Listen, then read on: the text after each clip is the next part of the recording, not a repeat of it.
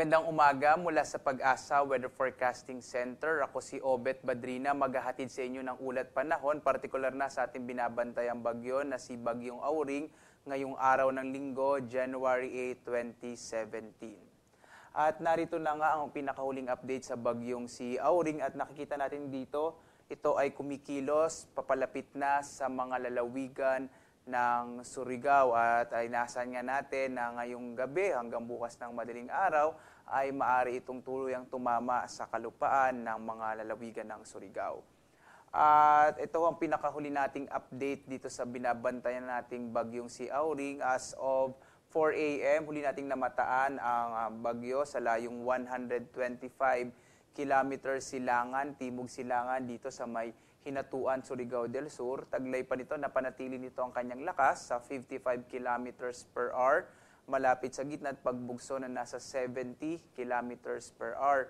Ito ay kumikilos at mabagal pa rin pong itong kumikilos sa 7 kilometers per hour pakanluran, hilagang kanluran. Kaya nga sa nakikita natin sa takbo nito, maaaring ngayong gabi o bukas ng madaling araw, ay tuloy nitong tumama sa lupa. Makikita natin dito sa ating satellite image na patuloy na magiging maulap ang kalangitan sa malaking bahagi ng Visayas at Mindanao.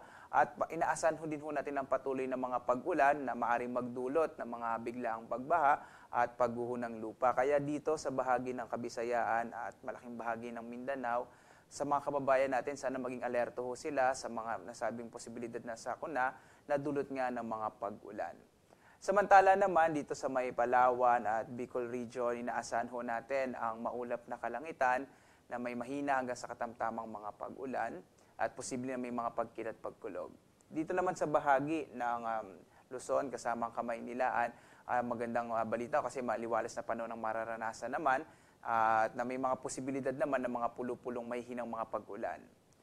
At narito naman po ang ating latest track sa bagyong si Auring. Makikita natin dito na as of 2 a.m. nandito ho siya, malapit na nga dito sa bahagi ng Surigao. At after 24 hours bukas, inaasahan natin na ito ay malapit na sa bahagi naman ng Bayugan City sa lalawigan ng Agusan. At ito ay kikilos at makikita natin ang mga maapektuhang lugar nito. Itong bahagi pa rin ng Caraga, Northern Mindanao, southern part ng Kabisayaan, sakop niyan yung bahagi ng Negros, Cebu at Bohol, ngayon dito sa bahagi ng Zamboanga.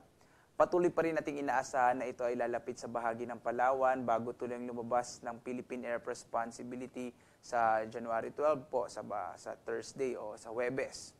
At ito pa rin ang may mga nakataas sa Tropical Cyclone Warning Signal number 1. Signal number 1 pa rin po ang nakataas sa malaking bahagi ng Mindanao at dito sa bahagi ng Negros Province, Cebu, Bohol at Leyte.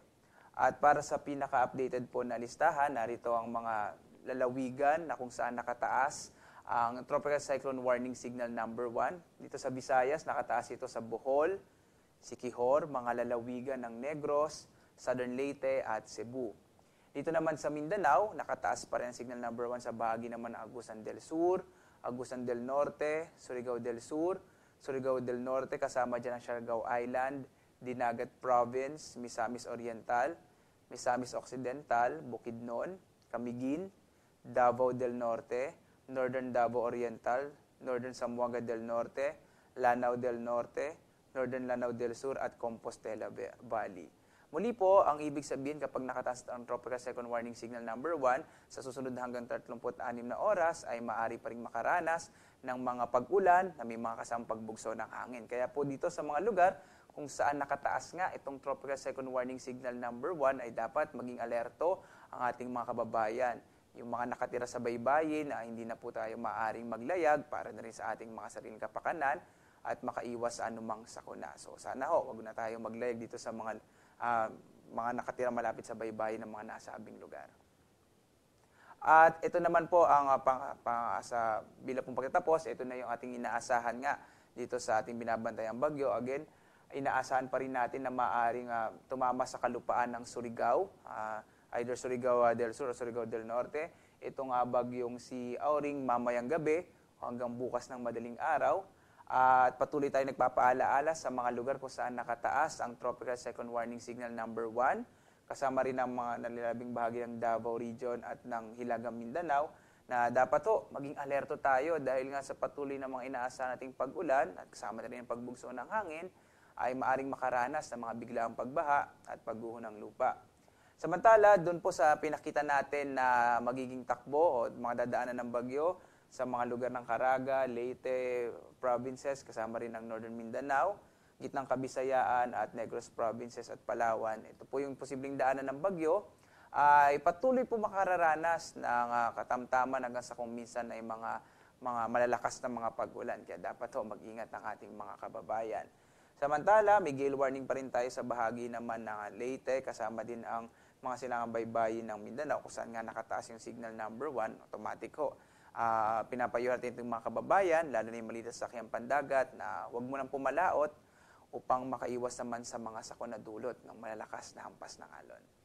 At bilang pagtatapos, inaasahan natin na sa takbo nitong bagyong si Auring, kung mapapanatili nito ang kanyang lakas at kanyang bilis, inaasahan natin ito ituloy ang lalabas ng Philippine Air Responsibility bandang Huwebes, January 12.